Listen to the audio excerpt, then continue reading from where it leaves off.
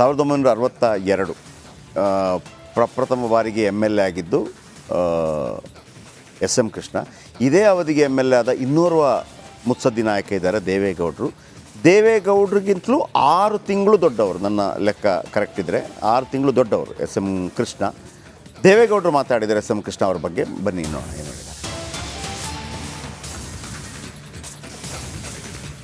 SM Krishna ಅಗಲಿಕೆಗೆ ದೇವೇಗೌಡರ ಸಂತಾಪ, republic ಕನ್ನಡಕ್ಕೆ ದೇವೇಗೌಡರ ಪ್ರತಿಕ್ರಿಯೆ. ನಾನು SMK ಒಂದೇ ಸಮಯದಲ್ಲಿ ರಾಜಕೀಯ ಪ್ರವೇಶ ಮಾಡಿದವರು, ಲೈಕ್ ಸಿದ್ದರಾಮಯ್ಯ ಆ್ಯಂಡ್ ಯಡಿಯೂರಪ್ಪ ಮಾಡ್ದಂಗೆ 83ಯಲ್ಲಿ. ನನ್ನ ಹಾಗೂ SMK ನಡುವೆ ಉತ್ತಮ ಒಡನಾಟ ಇತ್ತು. ದೆಹಲಿಯಲ್ಲಿ ಮಾಜಿ ಪ್ರಧಾನಿ ದೇವೇಗೌಡರ ಪ್ರತಿಕ್ರಿಯೆ. SM ಕೃಷ್ಣ ಅಗಲಿಕೆಗೆ ದೇವೇಗೌಡರು ತೀವ್ರ ಸಂತಾಪ ವ್ಯಕ್ತಪಡಿಸಿದ್ದಾರೆ. ಮಾತಾಡಿದರೆ ಕೇಳಿಸ್ಕೊಳ್ಳಿ. ಸರ್, ಹಿರಿಯ ಮುತ್ಸದ್ದಿ SM ಕೃಷ್ಣ ಅವರು ನಿಧನ ಹೊಂದಿದ್ದಾರೆ. SM ಕೃಷ್ಣ ಅವರು ಇಂದು ಬೆಳಿಗ್ಗೆ ಅವರು ನಿಧನ ಹೊಂದಿದ್ದಾರೆ. ಅವರು ನಾನು 1962ರಲ್ಲಿ ವಿಧಾನಸಭೆಗೆ ಪ್ರವೇಶ ಮಾಡಿದ್ವಿ. ಅವರು ಸೋಷಿಯಲಿಸ್ಟ್ ಪಾರ್ಟಿಯಿಂದ ಅವರ ಪೊಲಿಟಿಕಲ್ ಕೆರಿಯರ್ ಪ್ರಾರಂಭ ಆಯಿತು. ಅವರು ಶಾಸಕರಾದ ಮೇಲೆ ರಾಜಕೀಯದಲ್ಲಿ ಪಕ್ಷಗಳ ಬಗ್ಗೆ ಮಾತಾಡೋದಿಲ್ಲ. ನಾನು ದೇವರಾಜ ಅರಸು ಮಂತ್ರಿಮಂಡಲದಲ್ಲಿ ಮುಖ್ಯಮಂತ್ರಿ ಆಗಿದ್ದರು. ವೀರಪ್ಪ ಮೊಯ್ಲಿ ಮಂತ್ರಿಮಂಡಲದಲ್ಲಿ ಡೆಪ್ಟಿ CM ಆಗಿದ್ದರು, ಸ್ಪೀಕರ್ ಆಗಿದ್ದರು, ಲೋಕಸಭೆ ಮೆಂಬರ್ ಆದರು, ಮುಖ್ಯಮಂತ್ರಿ ಆದರು.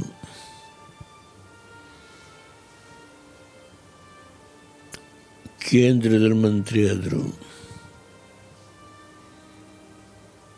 ಅದರಲ್ಲೂ ವಿದೇಶಾಂಗ ಮಂತ್ರಿ ಆದರು. ಮಹಾರಾಷ್ಟ್ರ ಗವರ್ನರ್ ಆದರು. ಹೀಗೆ ಅನೇಕ ಸ್ಥಾನಗಳಲ್ಲಿ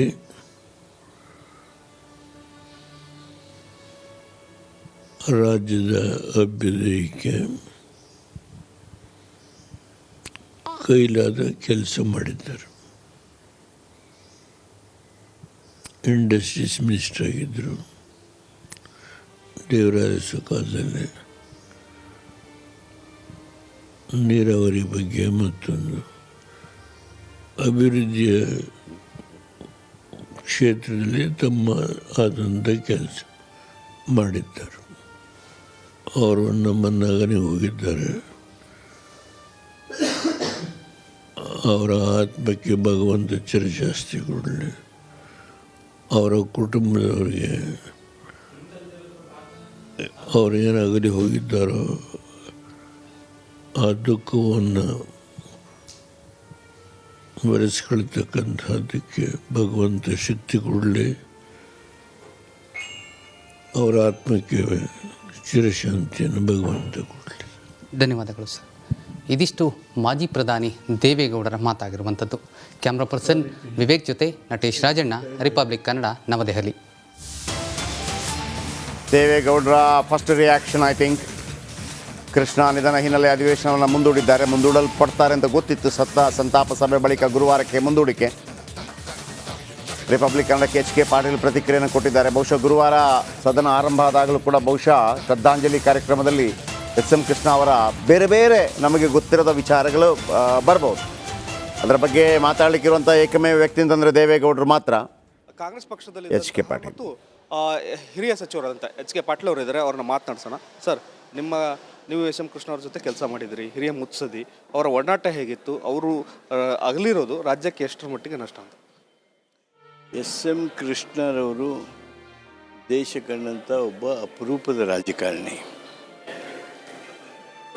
ಮೊನ್ನೆ SM ಕೃಷ್ಣರವ್ರ ಬಗ್ಗೆ ಹೇಳೋದಾದರೆ, he was one of the most decent, most disciplined, gentleman, sophisticated, ಇವೆಲ್ಲ ಎಡ್ಜೆಕ್ಟಿವ್ಸ್ ಯಾರಿಗಾರ ಹೋಗ್ತಿದ್ರೆ ರಾಜಕಾರಣದೊಳಗೆ ಅವು ಎಸ್ ಎಂ ಕೃಷ್ಣರವ್ರಿಗೆ ಹೋಗ್ತಾವೆ. ನಾನು ಅವ್ರಿಗೆ ಅತ್ಯಂತ ಸಮೀಪದಲ್ಲಿ ಇದ್ದು ಕೆಲಸ ಮಾಡಿದವನು. ಅವರು ನನಗೆ ತಂದೆ ಸ್ವರೂಪದಲ್ಲಿದ್ದು ಮಾರ್ಗದರ್ಶನ ಮಾಡಿದವರು. ಅವರ ಕ್ಯಾಬಿನೆಟ್ನೊಳಗೆ ನಾನು 3-4ನೇ ಸ್ಥಾನದೊಳಗಿದ್ದು ವಾಟರ್ ರಿಸೋರ್ಸ್ ಮಂತ್ರಿಯಾಗಿ ಕೆಲಸ ಮಾಡಿದೆ. ಅವರ ಜೊತೆಗೆ ಕೆಲಸ ಮಾಡೋದಂದರೆ ಅದೇ ದೊಡ್ಡ ಘನತೆ, ಗೌರವ. ಎಸ್ ಎಂ ಕೃಷ್ಣ ರಾಷ್ಟ್ರದ ಒಬ್ಬ ದೊಡ್ಡ ನಾಯಕ. ಕರ್ನಾಟಕದ ಮುಖ್ಯಮಂತ್ರಿಯಾಗಿ ಅವರು ಮಾಡಿರ್ತಕ್ಕಂಥ ಕೆಲಸಗಳನ್ನು ಅವರನ್ನು ಅಜರಾಮರವಾಗಿ ಇಡ್ತವೆ. ಇವತ್ತು ಬೆಂಗಳೂರು, ಕರ್ನಾಟಕ ಜಗತ್ತಿನ ಕಣ್ಣೊಳಗೆ ಎದ್ದು ಕಾಣ್ತಿದ್ರೆ ಅದಕ್ಕೆ ಎಸ್ ಎಂ ಕೃಷ್ಣರವರ IT BT ಕೊಡುಗೆ ಕಾರಣ ಅನ್ನೋದನ್ನು ಒಂದು ಹೇಳೋದಾದರೆ, ಬಿಸಿ ಊಟ, ಯಶಸ್ವಿನಿ ಅಂತ ಕಾರ್ಯಕ್ರಮ ಬಡವರ ಬಗೆಗಿನ ಅವರ ಕಾಳಜಿ ವ್ಯಕ್ತ ಮಾಡ್ತಾವೆ. ಇವತ್ತು ನಮ್ಮ ಸ್ತ್ರೀ ಶಕ್ತಿ ಗುಂಪುಗಳು ಇವತ್ತು ಉತ್ತರ ಕರ್ನಾಟಕದಲ್ಲಿ ಅನ್ಯಾಯ ಆಗಿದೆ, ಅಸಮತೋಲನ ಇದೆ ಅಂತ ಅನ್ನುವಂಥ ಸಂದರ್ಭದೊಳಗೆ ನಮ್ಮ ಮಾತಿಗೆ ಸ್ಪಂದಿಸಿ ತಕ್ಷಣ ಅವರು ನಂಜುಂಡಪ್ಪ ವರದಿಯನ್ನು ನಂಜುಂಡಪ್ಪ ಸಮಿತಿಯನ್ನು ನೇಮಿಸಿ ವರದಿ ಪಡೆದು ಅವುಗಳ ಅನುಷ್ಠಾನ ಮಾಡಿ ಅದಕ್ಕೆ ಬೇಕಾಗಿರ್ತಕ್ಕಂಥ ಹಣಕಾಸನ್ನು ಒದಗಿಸಿ ಇವತ್ತು ಉತ್ತರ ಕರ್ನಾಟಕದ ಅಭಿವೃದ್ಧಿಗೆ ಭಾಳ ದೊಡ್ಡ ಚಾಲನೆಯನ್ನು ಕೊಟ್ಟವರು. ಕೃಷ್ಣ ಯೋಜನೆಗಳಿಗೆ ದೊಡ್ಡ ಪ್ರಮಾಣದ ಹಣಕಾಸನ್ನು ತೆಗೆದಿಟ್ಟು ಒಂದು ರೀತಿ ದೊಡ್ಡ ಕೊಡುಗೆಯನ್ನು ರೈತರಿಗೆ, ಈ ಭಾಗದ ರೈತರಿಗೆ ಕೊಟ್ಟವರು ಎಸ್ ಎಂ ಕೃಷ್ಣ. ಅವರ ಅಗಲುವಿಕೆ ನಮಗೆಲ್ಲ ಭಾಳ ದುಃಖ ತಂದಿದೆ. ಒಬ್ಬ ಶ್ರೇಷ್ಠ ನಾಯಕನನ್ನು ನಾವು ಕರ್ನಾಟಕದವರು ಕಳೆದುಕೊಂಡು ಬಡವಾಗಿದ್ದೇವೆ. ಅಧಿವೇಶನ ಹೇಗೆ ಸರ್, ಮುಂದಕ್ಕೆ ಹಾಕ್ತೀರಾ ಅಥವಾ ಸಂತಾಪ ಸೂಚನೆ ಬಳಕೆ ಹೇಗೆ ಅಂತ? ಇವತ್ತು 10 ಗಂಟೆಗೆ PSC ಸಭೆ ಆಗ್ತದೆ. ಇವತ್ತು ಸಂತಾಪ ಸಭೆ ಆಗ್ತದೆ. ನಾಳೆ ರಜೆ ಕೊಡಬೇಕು ಅಂಥೇಳಿ ಮಾತನಾಡ್ಕೊಂಡಿದ್ದೇವೆ. ಅಧಿಕೃತವಾಗಿ 10 ಗಂಟೆಗೆ ಅದರ ನಿರ್ಣಯ ತೆಗೆದುಕೊಳ್ತೀವಿ. ನಮಸ್ಕಾರ. ಇದಿಷ್ಟು ಸಚಿವರಾದಂಥ HK ಪಾಟೀಲ್ ಅವರ ಮಾತು. ನಾಳೆ ಇವತ್ತು ಸಂತಾಪ ಸೂಚಿಸಿದ ಬಳಿಕ ನಾಳೆ ಸದನಕ್ಕೆ ರಜೆ ಕೊಡುವ ಬಗ್ಗೆ ತೀರ್ಮಾನ ಮಾಡ್ತಾ ಇವೆ ಅನ್ನುವಂಥದ್ದನ್ನು ಮಾತನ್ನು ಹೇಳ್ತಾ ಇದ್ದಾರೆ. ಕ್ಯಾಮ್ರಾಮನ್ ಮಂಜುನಾಥ್ ಜೊತೆ ಬಸವರಾಜ್ ಚರ್ಚಮಠ್, ರಿಪಬ್ಲಿಕ್ ಕನ್ನಡ. ಇದು ನಿಮ್ಮ ಧ್ವನಿ.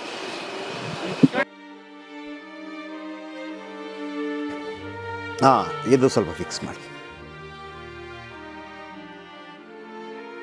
ಎಸ್ ಎಂ ಕೃಷ್ಣ ಅವರ ಪಾರ್ಥಿವ ಶರೀರವನ್ನು ನೀವು ಗಮನಿಸ್ತಾ ಇದ್ದೀರಿ. ಹಾಕಿದ್ದಾರೆ.